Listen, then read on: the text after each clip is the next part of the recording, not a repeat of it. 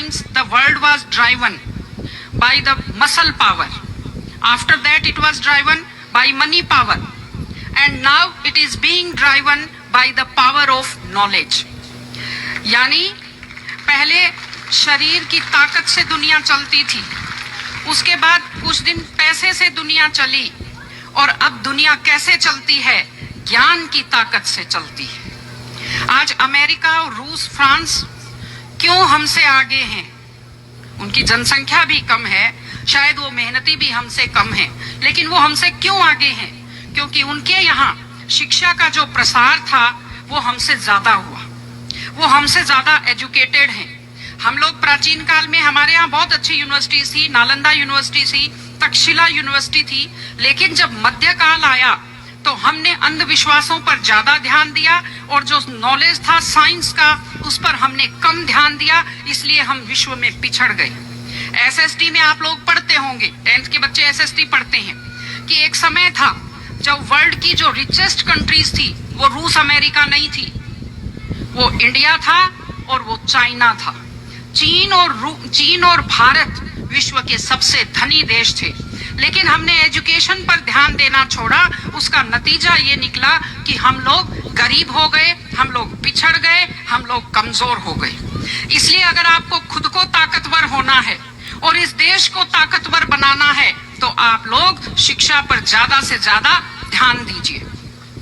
हमारी बेटियां यहाँ बैठी हुई हैं, आप लोग बहुत खुश किस्मत हैं, आपकी किस्मत अच्छी है कि आपने इस जमाने में जन्म लिया है जब लड़कियों को स्कूल भेजा जाता है, जब लड़कियां बराबरी के अधिकार के साथ आत्मसम्मान से जिंदगी जी सकती हैं। मैं अभी सोफे पर अकेली बैठी हुई थी, फिर उसके बाद शिफा जी आए और फिर उसके बाद संतोष जी आए, तो हमें जगह हमारी बढ़ती गई। मैंने कहा भाई पुरुषों सिंहासन खाली करो, महिलाएं आती हैं।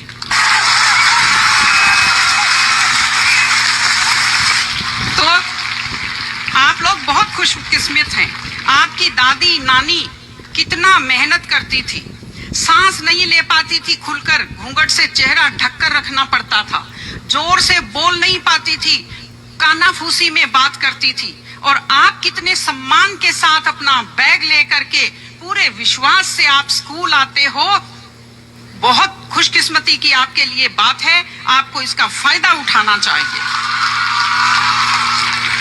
आपको कोशिश करनी चाहिए कि आप एक मजबूत नारी बने।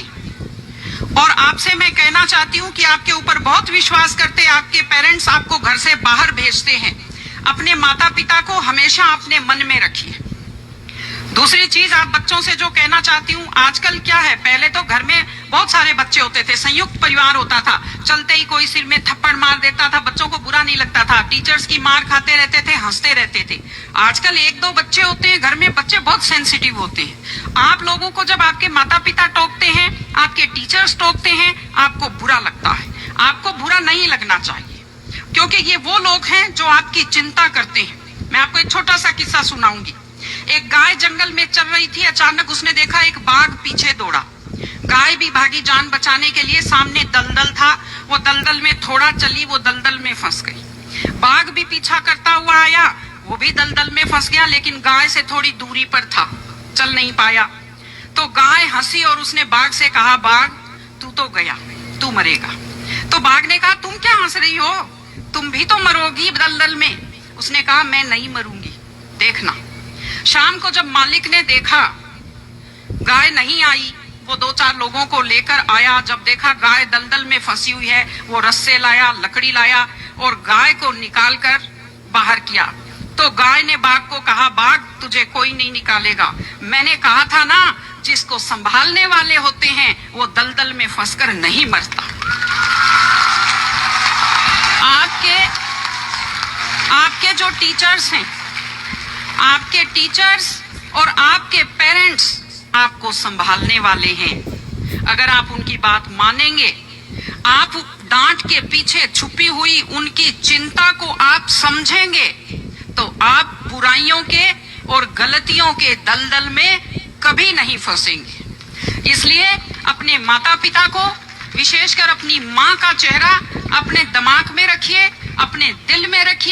वो आपके ऊपर कितना विश्वास करते हैं, वो आपकी कितनी चिंता करते हैं, घर पे आपका इंतजार करते हैं, आपके लिए हमेशा वो दुआएं करते हैं। आपके माता पिता जब मंदिर में जाते हैं खुद के लिए कुछ नहीं मांगते, जब वो बचत करते हैं उस पैसे से खुद के लिए कुछ नहीं खरीदते, वो पैसा आप लोगों पर खर्च करते हैं। उनकी इस चिंता को समझिए, अपने टीचर्स की चिंता को समझिए। मैं आप सबको बहुत शुभकामनाएं देती हूँ कि आप लोग, आपकी बुद्धि तीव्र हो, आपका मन बहुत समृद्ध हो, आपका हृदय बहुत संवेदनशील हो। आप लोग, मैं स्कूल को मैं बहुत बहुत शुभकामनाएं देती हूँ। टीचर से अपील करती हूँ कि व्यक्ति केवल शरीर और दिमाग नहीं होता, एक मन होता है, एक आत्मा होती है। माइंड जो है, mind is sharpened by the knowledge and information. दिमाग तो तेज होता है, लेकिन बच्चों का मन समृद्ध कीजिए, उन्हें कमजोर पर दया करना सिखाइए, उन्हें परिवार के प्रति संवेदनशील बनना सिखाइए कि वो एक अच्छे संपूर्ण नागरिक बने, जिसको कहते हैं कंप्लीट पर्सनैलिटी, वैसे बने। मैं स्कूल को, आप सब बच्चों को, आपको ढेर सारी शुभकामनाएं देती हूँ। आप अच्छे व्यक्तित्व बने, आप अच्छे नागरिक बने, एक मजबूत परिवार का, मजबूत देश का और एक अच्छे समाज का आप निर्माण करें। आपने बुलाया, हमें सुना, हमें सम्मान दिया, मैं हृदय से